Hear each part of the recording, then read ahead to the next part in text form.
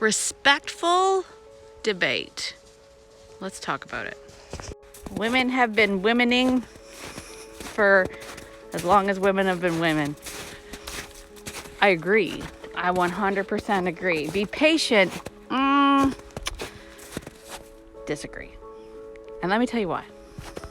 Hi everybody, my name is Tracy. I am your menopause weight loss warrior down here in the trenches battling menopause symptoms like waking, brain fog, joint pain, moodiness, irritability, and I'm winning. And I like to come out here and share with you what it is that I have been doing.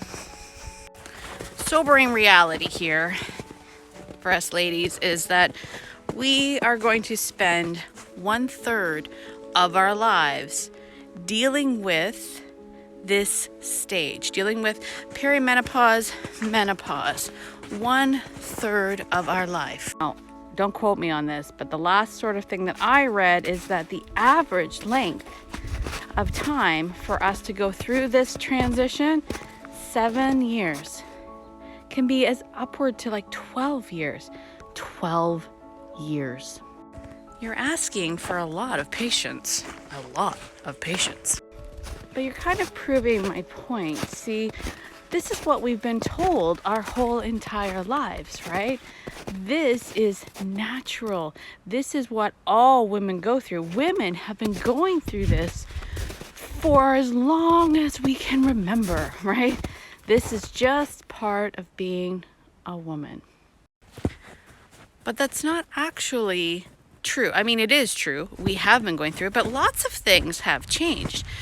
Going through this hundreds of years ago was a lot different. I mean, I'm assuming. I don't know. I wasn't around hundreds of years ago, but you get my point. The point is that hundreds of years ago, we didn't have all of the knowledge that we have now. We didn't understand the way that our bodies work like we do now. We didn't realize that there could be things that can help ease the suffering that women go through. And it is suffering. I actually feel like statements like this are what contribute to making us women feel less than, right? That we're not good enough, right? Women before us have been doing this for years and they got through it. So therefore, what are you crying about, whiny baby? I mean, I'm not saying that's necessarily what you were saying, but that's how it makes me feel, right? But see, I've always been one to live under the idea that when we know better, we do better, right? If we have solutions, natural solutions, to help aid us so that we can gracefully enter into this transition into our life without the suffering, why would we deny ourselves that? Why?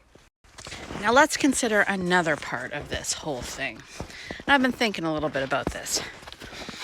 When we talk about, this is just something that women have gone through this and you just get through it and you have to be patient. That is assuming that the playing field is the same for what it was for women years before us, right? And that's actually not true either. Let's think about our lives now in comparison to, say, 50 years ago, 60 years ago, 70 years ago, 100 years ago. We now know that as we age, our bodies are less capable of utilizing and absorbing certain nutrients that we used to be able to do. Some of the things we now know start becoming permanently depleted from our bodies as we age. And we also know that nowadays our foods, our soils, all of the things that we would naturally get from our environment have also changed, right? Our foods aren't as nutrient rich. Our soils aren't as nutrient dense.